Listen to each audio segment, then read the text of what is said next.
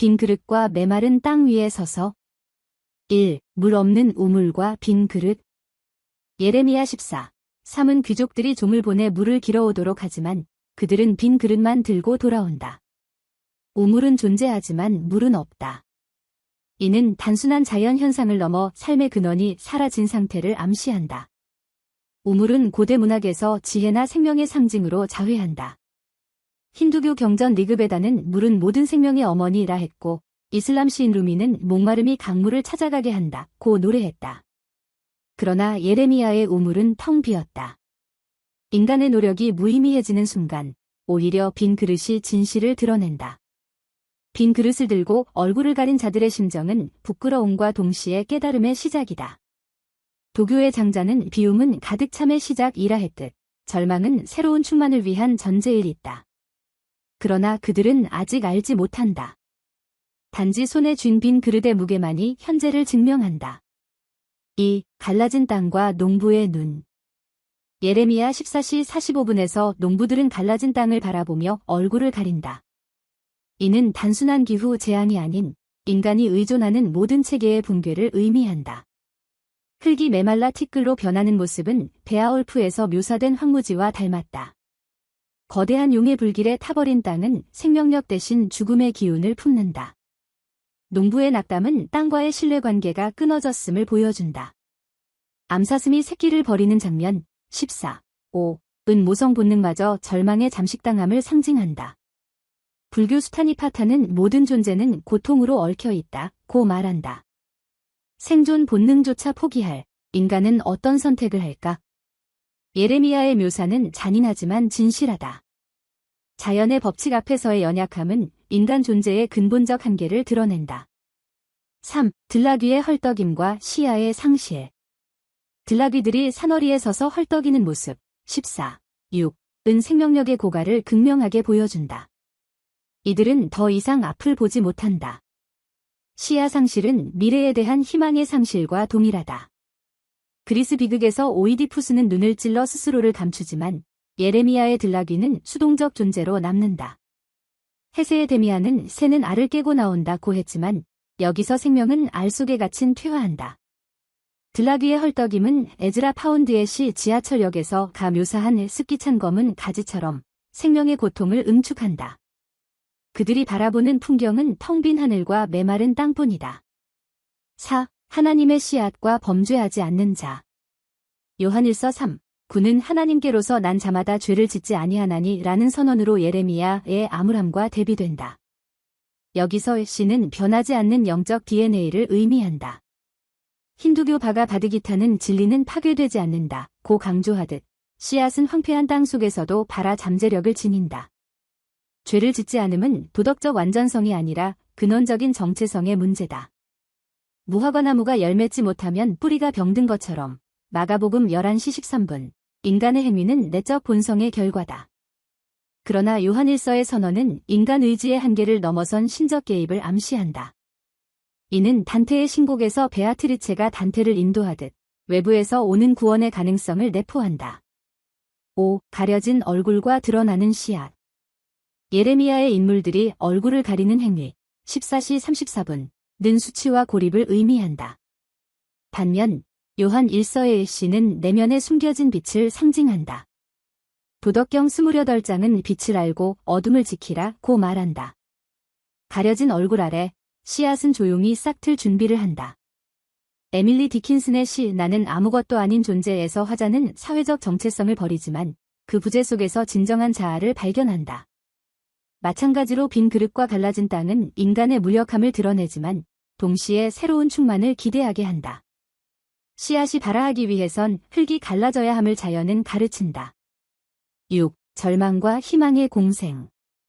절망은 희망의 그림자다. 예레미야가 그린 황폐함은 요한일서의 선언 없이 고통의 반복뿐이다. 그러나 두 텍스트를 나란히 놓을 때 대조적 이미지는 대화를 시작한다. 케발라의 시면에서 빛이 올라온다는 교훈처럼 극한의 절망은 역설적으로 구원을 갈망하게 한다. 헤르만 헤세의 시다르타는 강물에서 만물의 순환을 깨닫지만 예레미야의 강은 말라버렸다. 그러나 마른 강바닥에서도 씨앗은 땅 속에 잠들어 있다. 비가 오지 않는 계절은 영원하지 않다. 단지 기다림의 시간일 뿐. 7. 끝맺음. 빈 그릇을 들고. 예레미야의 빈 그릇과 요한일서의 씨앗은 한 공간에 공존한다. 빈 그릇은 채워질 가능성의 상징이고 씨앗은 이미 주어진 생명의 약속이다. 불교 반야심경은 공즉시색 말한다. 비움과 충만, 절망과 희망은 별개의 것이 아니다. 우리는 메마른 땅을 걸으며 빈 그릇을 들고 있다. 그러나 그 그릇이 비어 있기에 비로 무엇으로 채워야 할지 고민할 수 있다. 씨앗은 이미 우리 안에 심겼다. 단지 갈라진 틈으로 빛이 스며들 때까지 기다림의 시간이 필요할 뿐. 타종은 눈물을 흘리며 하더라도 추수는 기쁨으로 하리라. 시편 126. 5. 변주된 응답으로. 반석과 교만의 그림자. 시편 31대 3과 예레미야 13대 1418을 통해 본 신뢰와 파멸의 역학. 서론. 두 개의 길. 하나의 선택. 시편 31대 3은 주는 나의 반석과 산성이시니 나를 인도하시고 지도하소서 라며 신적 보호를 갈망합니다. 반면 예레미야 13대 1418은 교만에 빠진 자들을 향한 경고로 가득합니다. 교만하지 말아라. 는 명령과 영광의 면류관이 떨어졌다. 는 선언은 인간의 오만이 초래하는 파국을 예고합니다. 이 두 본문은 신뢰, 휘와 교만의 이 만들어내는 영적 역학을 보여주며 다른 종교 문헌과의 대화를 통해 그 의미를 확장합니다. 1. 반석 위의 발걸음. 시편 31대 3의 신뢰 구조. 11.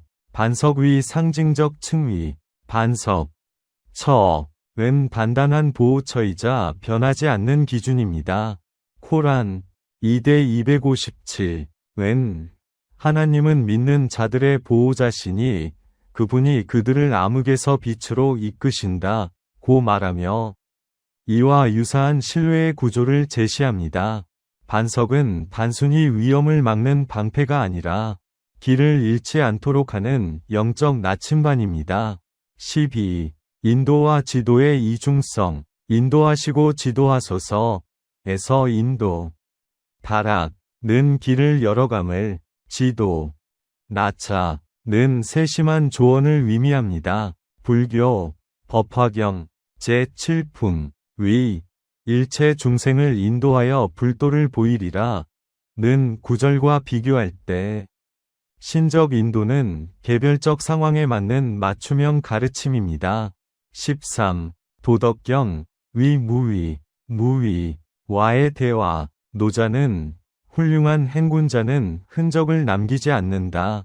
도덕경 27장 고 말합니다. 신의 인도는 인간의 계획을 넘어서는 자연스러움을 지닙니다. 이는 반석 위를 걷는 발걸음이 강제된 행진이 아니라 유연한 흐름임을 암시합니다. 2. 교만의 해체. 예레미야 13대 1418 이 경고하는 균열. 21. 충돌 위 수직적 수평적 확산. 아버지와 아들 사이에도 충돌이 있을 것이다. 는 선언은 관계의 근본적 단절을 보여줍니다. 힌두교, 바가바드 기타, 1시 28분,는 혈육의 죽음 앞에서 전의를 상실한 아르주나를 묘사하며 교만이 가족까지 분열시킴을 드러냅니다. 22. 어둠의 역습, 흑암을 일으키시기 전, 빛을 캄캄함으로 바꾸시기 전, 이라는 표현은 선택의 기회 상실을 경고합니다. 불교, 증이라 암경, 제26권, 위, 어둠이 눈을 가리면 빛도 보이지 않느니라. 는 구절은 교만이 영적 시력을 앗아감을 상기시킵니다. 23. 면류관의 추락, 권위의 무너짐, 영광의 면류관이 떨어졌다. 는 선고는 지위의 허망함을 드러냅니다. 전도서 9시 11분, 위, 빠른 자가 달리기에서 이기지 못하며 지혜로운 자가 빵을 얻지 못한다. 는 말씀과 공명합니다. 인간이 쌓은 탑은 신이 호흡 앞에서 모래성입니다. 3. 신뢰와 교만의 역학, 종교 문헌의 교차점. 31. 우파니샤드, 위 아얌 브라흐마스미. 나는 브라흐만이다. 이 진언은 신과의 합의를 선언하지만 교만으로 변질될 위험을 내포합니다. 카타 우파니샤드 1.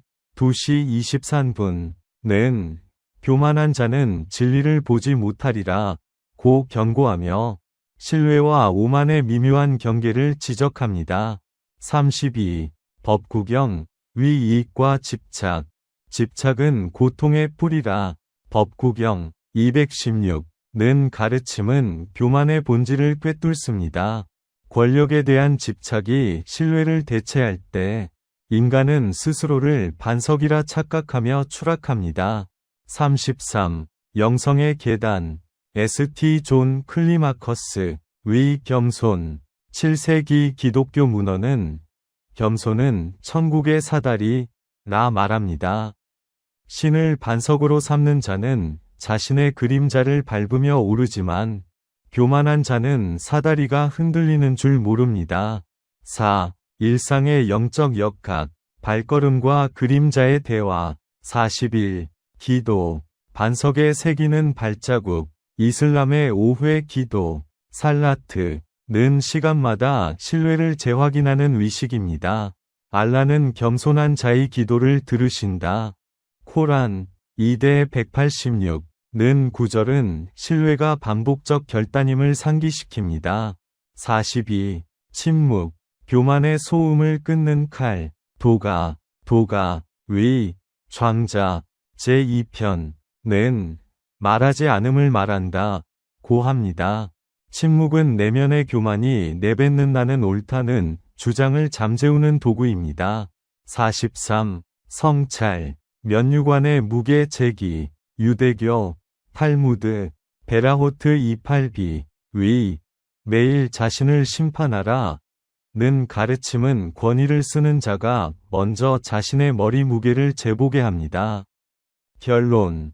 그림자를 밟으며 반석을 걷다. 시편의 반석과 예레미야의 면류관은 한 동전의 양면입니다.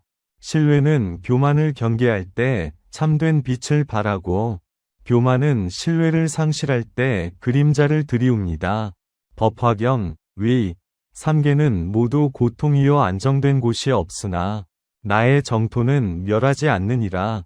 제16품는 선언처럼 반석 위에 선 자는 흔들림 속에서도 길을 잃지 않습니다. 우리의 발걸음은 매 순간 선택입니다. 반석을 향한 걸음은 흙먼지를 일으키지만 교만의 길은 발밑에 구덩이를 파놓습니다. 영적 역학의 비밀은 발이 땅에 닿을 때마다 누구를 위지하는가를 묻는 것에 있습니다. 이 물음에 답할 때 우리는 비로소 흔들리지 않는 빛 속을 걸어갑니다.